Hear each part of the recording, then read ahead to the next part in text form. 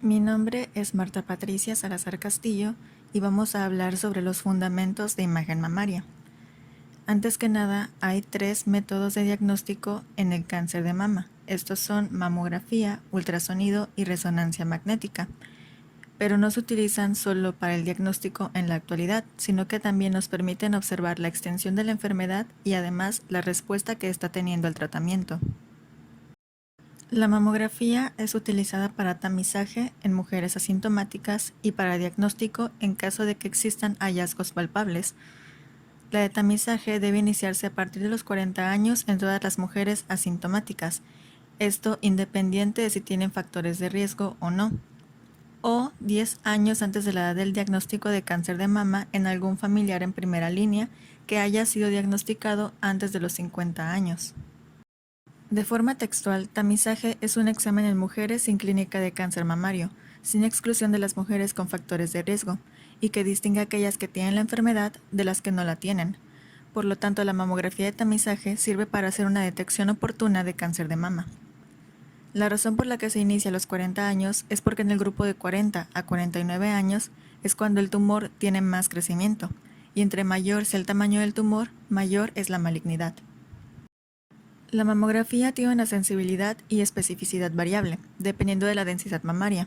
Es decir, que en tejidos que son muy densos, la sensibilidad y especificidad es menor que cuando se trata de mamas fibroadiposas.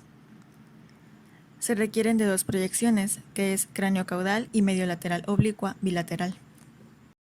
En el caso de la mamografía diagnóstica, es un estudio que realizamos cuando existe un hallazgo palpable.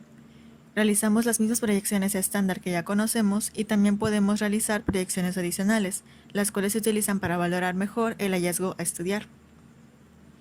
Los estudios de imagen mamaria se deben reportar con el sistema BRADS, eso significa Breast Imaging Report and Data System. Este es un sistema de informes y registro de datos de imagen mamaria del Colegio Americano de Radiología. El BRADS en la actualidad está dividido en mamografía, ultrasonido y resonancia magnética.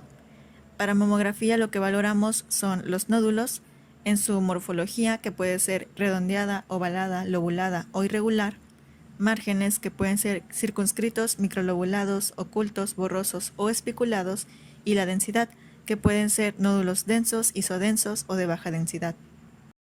Posteriormente valoramos las calcificaciones. Podemos decir que estas son típicamente benignas cuando son cutáneas, vasculares, gruesas o en paloma de maíz, en vara, redondeadas, de centro radiotransparente, en anillo, en lechada de cal, en sutura calcificada o distróficas. Decimos que son de sospecha intermedia cuando son amorfas o indiferenciadas o heterogéneas gruesas.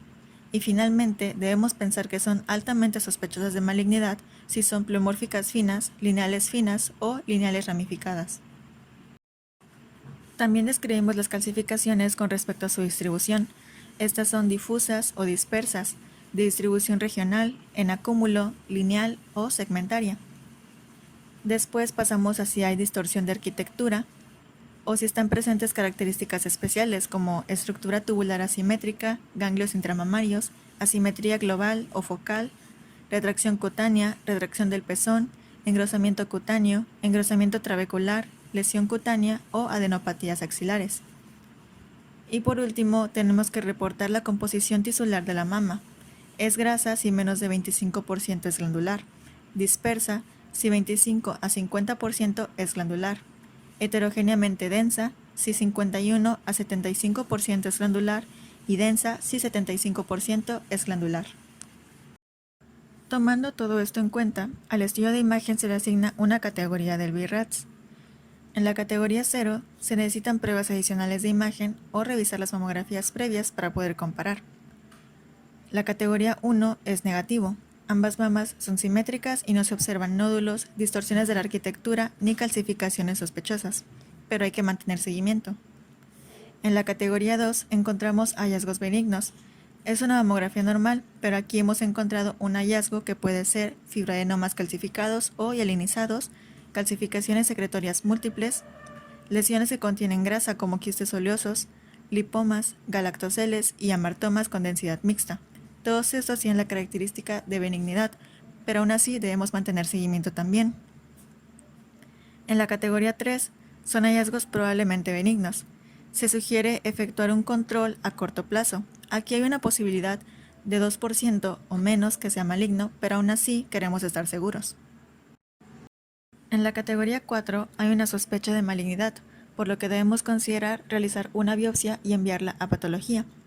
Esta categoría se divide en 3 según qué tan sospechoso de malignidad creamos que es, pero sin llegar a la categoría 5. En la categoría 5 ya hay una alta sospecha de malignidad, por lo que debemos realizar un estudio histopatológico. Aquí la probabilidad de malignidad ya es de 95% o mayor.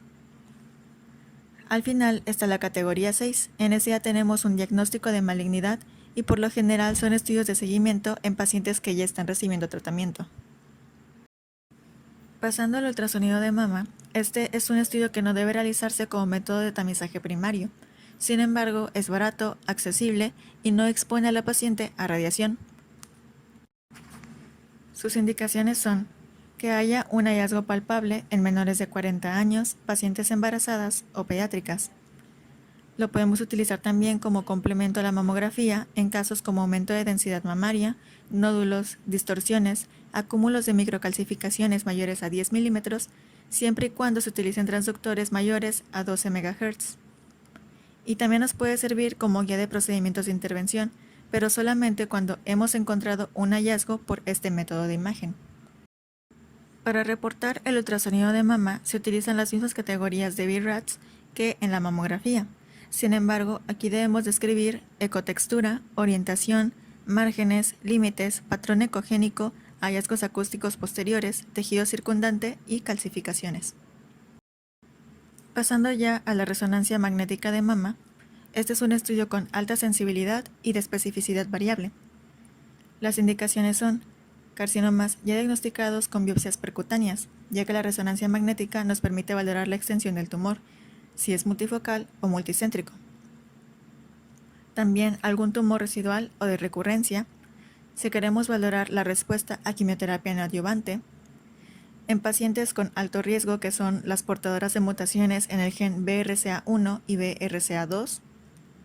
Si hay algún tumor oculto, que son pacientes con diagnóstico de adenocarcinoma metastásico a ganglios axilares sin un tumor visible por otros estudios de imagen.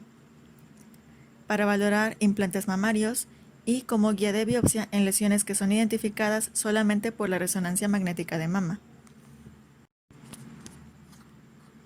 El reporte de este estudio también es por el sistema BIRADS, y aquí los hallazgos tienen que ver en gran parte al comportamiento de las lesiones, a la aplicación del medio de contraste, la celularidad de los tumores y la vascularidad.